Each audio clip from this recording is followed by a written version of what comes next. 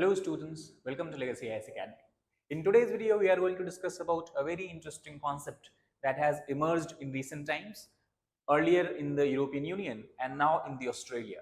The topic we are going to discuss today is about the right to disconnect. So what is basically the right to disconnect? What is the overall issue and controversy surrounding it? And what is the Australia's new legislation giving credence to right to disconnect is what we are going to discuss right now. But first of all, to give you the brief context of this particular topic, following the lead of other European countries such as France, Italy, Portugal, Belgium, Australia also this month has enacted a new right that is called as the right to disconnect. Now, this right to disconnect is largely an example of the right that is part of the worker's right or the part of the employee's right. The main aim why this right has been enshrined in the Australia's legislation is basically to protect the workforce from being penalized or punished if they are found to be ignoring such kind of official communication, either in the form of calls, messages or emails. That means basically we can say any kind of communication that is sent to the employees through any kind of media, any kind of internet, digital media, and if they are ignoring it outside of their regular working hours, in that case they cannot be penalized as earlier. That is overall what we mean by the right to disconnect and what is the basic aim of this. Now, under the new law, a company, if it penalizes the worker who has ignored any kind of what we can say digital communication outside of his working hour, then a company itself could face consequences, and if for not responding to the work related communication outside of work hours by the employees. The regulation is focusing upon the workplace relations, work health, safety, compensation and rehabilitation, and overall thus it seeks to address the always on workplace culture. Now, always on workplace culture is something term that has basically originated in the United States of America, where 24/7 a worker is expected to answer to emails, calls related to the work even when his shift has not started. Now, in this context, the Australian Prime Minister Albanese has clearly stated that someone who is not being paid 24 hours a day should not be penalized if they are not online and available 24 hours a day. And that is what this particular right is trying to safeguard. In other way, if we try to understand in briefly, how can we define the right to disconnect? So basically, workers have a right to not respond to electronic communication once the work day ends. Second, it does not bar electronic communications after hours. Now, this is very, very important to understand. That means it does not, the right to disconnect does not mean that your office or your boss or your manager cannot send you emails or cannot send you any kind of digital communication. He and she can send it. However, whether you will respond or not, that depends on your own will outside of your working hours. So thus it protects the worker from any kind of retaliation also, and it encourages businesses to respect an employee's free time. So that is overall basics about right to disconnect. Now the question comes that why suddenly countries have begun to feel that the need of having such rights. So in that case, we can understand few development, especially that has happened in the last 1 decade. First of all, we know that there is a rapid advancement in digital tools and technology, at least since 2000-2010. Second, we have endless possibilities due to this exact reason for telework and the remote work. And this possibilities was manifested fully once the COVID pandemic struck the entire world, and due to this reason there has been a complete change, a permanent change we can say, in the dynamics of the traditional physical workplace, where most of the work is being done by the digital devices, by the communication devices.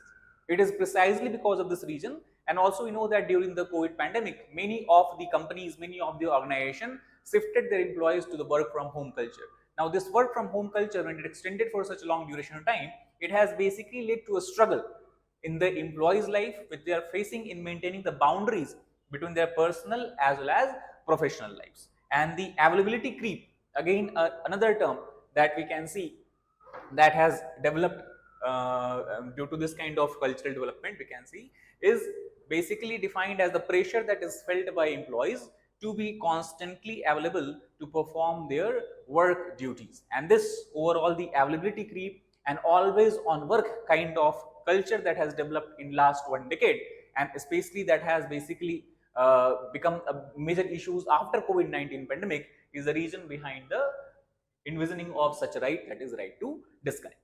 Now, if you look at the brief history of this particular right and understand how it has developed, first where it has developed, so we can see that the European countries like France, Italy, Belgium, Spain, Ireland and Portugal, these were the first countries who began to talk about such kind of right that should be given to the workers of any organization. The issue gained prominence especially during the pandemic, and people demanded legislative protection to switch off from the work without fear of penalty. Taking this into cognizance, it was in December 2020, European Parliament's Committee on Employment, they came up with a non-binding resolution calling on the European Commission to enact a law into a right to disconnect from the work while at home. And it is precisely this development that has also guided the development in Australia, where a similar push gained momentum, especially during the COVID pandemic, when we have workers, they basically try to leverage a situation where there is a tight labor market to improve the work-life balance, and that is when they demanded similar kind of right from the government as well. Now, how does the law safeguard the workforce? Especially we're talking about in the context of Australia. Let us try to understand it from the few points that we can see from here. First of all, an employee can refuse to read or respond to attempted contact from the employer or any third party related to work outside the regular working hours unless the refusal is unreasonable. An employee's refusal will be unreasonable if the contact or attempted contact is required under a law of the Commonwealth, a state or a territory. That means this right is not fully protecting the employees from not responding to the email or any kind of communication. Employees have to make sure that their refusal to reply is reasonable in nature. And if any kind of contact is attempted, mainly which is required under the law of the state, Commonwealth or the territory, then employee have to respond to that particular mail. Second, if we talk about how to determine whether the refusal is reasonable or not, so for that also the law clearly mentions that the region and the method of contact is one determining factor. Second, the level of disruption that is caused in the employer's life due to such kind of communication. Third, the extent of overtime compensation which is being provided by the organization or companies. Fourth, the nature of person's role and a level of responsibility in a particular organization and their circumstances in which their contact is trying to be made. So basically it is again not a very overarching kind of law. So only when all these parameters are considered, then only we can understand whether the refusal was reasonable or not, and only on that basis a decision against the employer or against the company can be taken. Now in this context, if suppose a dispute arises between the employer and employee that whether his refusal was reasonable or not, in that case the act provides that if some dispute like that cannot be settled at the organization level, then the matter can be sent to the Fair Works Commission, that is FWC, and it will the role of FWC to issue an order to stop an employee from refusing contact or to stop an employer from taking action, again based on all these factors that we have discussed till now.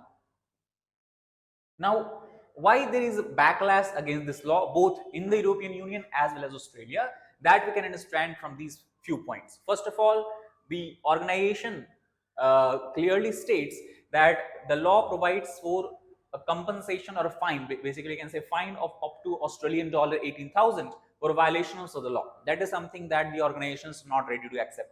Second, Australian news outlets have reported that the Albanese-led government has said it will fix up the new legislation. However, it was passed without fixing it up.